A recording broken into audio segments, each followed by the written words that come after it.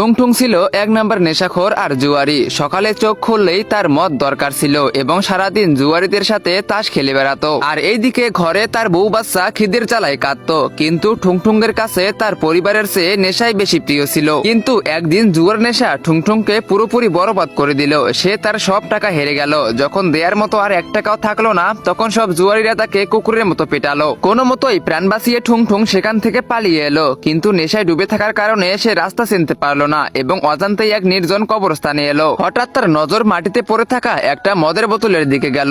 বোতল দেখে ঠুংঠুং নিজের সব ব্যথা ভুলে গেল এবং তাড়াতাড়ি বোতলের চিপিটা খুলে ফেললো। চিপি খুলতেই বোতল থেকে কালো ধোঁয়া বের হলো। আর এক শয়তান বাইরে এসে ভয়ঙ্কর গলায় বলল, আমি শত শত বছর ধরে বন্দী ছিলাম, তুই আমাকে মুক্ত করেছিস, বল তোর শেষ ইচ্ছে কি, আমি তা পূরণ করব। তুই চাইলে আমি তোকে একটা সোনার প্রাসাদ বানিয়ে দিতে পারি। ঠুংঠুং একটা জোরে ঢেকুর তুলে বলল, আবে প্রাসাদ দিয়ে কি করব, ঝাড়ু দিতে দিতেই তো ক্লান্ত হয়ে যাব।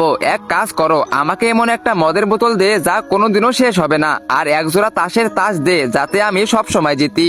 এই কথা শুনে শয়তান এক মুহূর্তের জন্য চুপ হয়ে গেল। তারপর সে বলল, কেমন বোকা মানুষ রে তুই, আচ্ছা ঠিক আছে তোরটাই হবে, কিন্তু মনে রাখিস যে জিনিসের উপর থেকে তোর মনোযোগ চলে যাবে সেই জিনিসটা চিরকালের জন্য শুকিয়ে মাটি হয়ে যাবে। কিন্তু ঠুংঠুং তার শর্তের পাত্তাই দিল না। সে বোতল আর তাস নিয়ে সোজা জুয়ার আড্ডায় চলে গেল।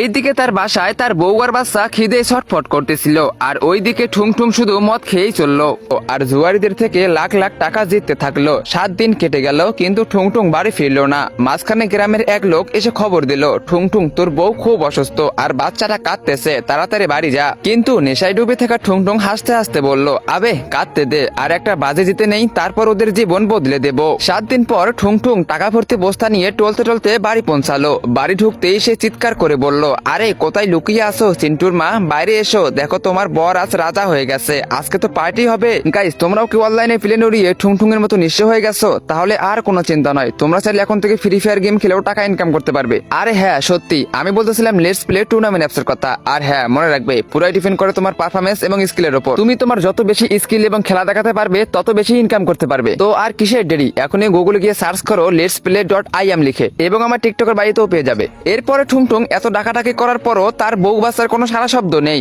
এরপর সে অন্য ঘরে গেল, দেখলো তার বউ আর বাচ্চা সামনাসামনি বসে আছে। ঠুংঠুং হাসতে হাসতে তাদের কাছে গিয়ে বলল, আরে রাগ করতেছো কেন, দেখো কত টাকা এনেছি। কিন্তু যেই না সে তার বউয়ের কাঁধে হাত রাখলো, অমনি তার বউয়ের মাথাটা ধর থেকে আলাদা হয়ে মাটিতে পড়ে গেল। এটা দেখা মাত্রই ঠুংঠুংয়ের নেশা 1 সেকেন্ডে ছুটে গেল। সে আতঙ্কিত হয়ে নিজের বাচ্চাকে স্পর্শ করলো, কিন্তু বাচ্চার পুরো শরীর শুকনো মাটির মতো গুঁড়ো হয়ে বাতাসে উড়ে গেল। তখনই সেই শয়তান সেখানে এলো এবং সে এক ভয়ঙ্কর হাসির সাথে বলল, আমি বলেছিলাম না ঠুংঠুং, যে জিনিসের উপর থেকে তোর নজর সরে যাবে তা মাটি হয়ে যাবে। তুই 7 দিন তোর পরিবারের দিকে ফিরেও তাকাসনি, খিদে আর তৃষ্ণায় ওরা অনেক আগে শুকিয়ে পাথর হয়ে গিয়েছিল। এটা শুনেই ঠুংঠুং পাগল হয়ে গেল।